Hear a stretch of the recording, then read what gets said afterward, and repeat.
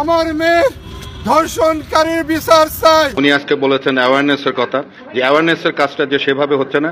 আমি আমার এই ফেসবুক লাইভের মধ্যে আমি তার আওয়াজ তুলে ধরতে চাই। প্রিয় দর্শক, আমি এখন একটা রোড সেফটি আলোচনা সবার মধ্যে আছি। তো এখানে যে আলোচনাগুলো হয়েছে সেটার থেকে এবং এর আগেও আমি যে সমস্ত আলোচনা অংশগ্রহণ করেছি, আলোচকরা অনেক সময় বলে যে এটা হচ্ছে না, ওইটা হচ্ছে না, আমাদের এগুলো করা হয় না। তো আমি আজকে একটা কথাই বলতে চাই, যা হচ্ছে না সেটার ব্যাপারে আমরা সকলেই, কেন যেটা হচ্ছে না আপনি যেটা জানেন যেটা হচ্ছে না সেটার ব্যাপারে আপনি একটা আওয়াজ তোলেন। আমি প্রথমে আমার এখানে যারা আছে তাদের মধ্যে থেকেও আমি আওয়াজ তোলার জন্য আমি বলবো।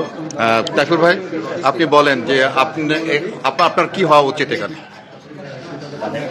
আমাদের রোড সেফটির একজন কর্মী হওয়া উচিত, একজন রোড সেফটির জন্য আওয়াজ তোলা উচিত, এবং বিশেষ করে যে বিষয়গুলো অত্যন্ত গুরুত্বপূর্ণ সেইগুলোতে আমাদের আওয়াজ তোলা উচিত।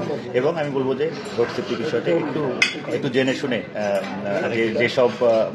যেসব প্রমাণাদি তথ্য উপাত্ত আছে সেইগুলোর উপর ভিত্তি করে আমাদের সমাধান প্রপোজ করা উচিত। Thank you. আমাদের এখানে একজন অনেক বড় একজন সাংবাদিক ভাই আছেন। উনি আজকে বলেছেন অ্যাওয়ারনেসের কথা, যে অ্যাওয়ারনেসের কাজটা যে সেভাবে হচ্ছে না।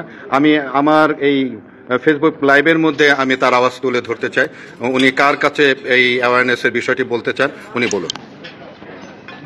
আমার মনে হয় অ্যাওয়ারনেস কিংবা সচেতনতা যে বিষয়টি, সেটি সর্বস্তরের মানুষকেই সচেতন হতে হবে।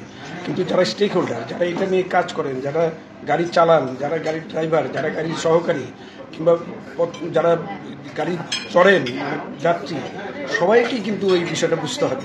আর যারা আমরা রোড ব্যবহার করি, সড়ক ব্যবহার করি, আমাদের দায়বদ্ধতাটা বেশি, আমাদের দায়িত্বটা বেশি। আমরা কিন্তু সড়ক ব্যবহার করতেও জানি না।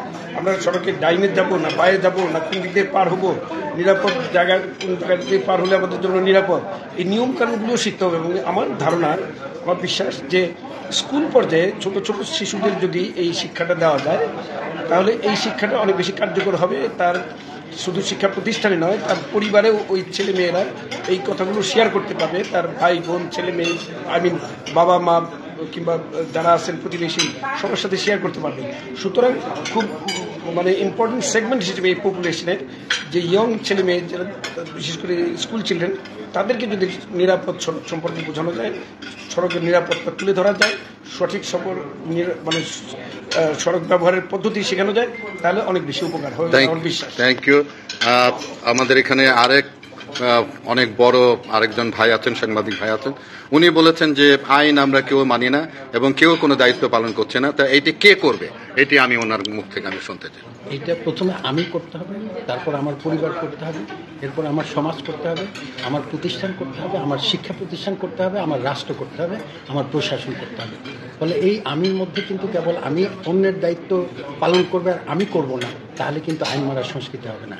আমরা সমাজে যখন বাস করি, আমরা নির্দিষ্টভাবে প্রতিশ্রুতিবদ্ধ যে সমাজের নিয়ম কানুন মেনে চলব।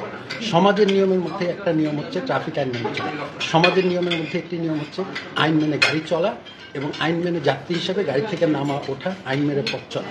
ফলে আমি যখন নিজের সেফটির কথা চিন্তা করব, আমি নিজেকে যদি ভালোবাসি, তাহলে আইনকে আমার মানতে হবে। আর আমরা সকলেই যদি একে অপরের প্রতি শ্রদ্ধাশীল হই।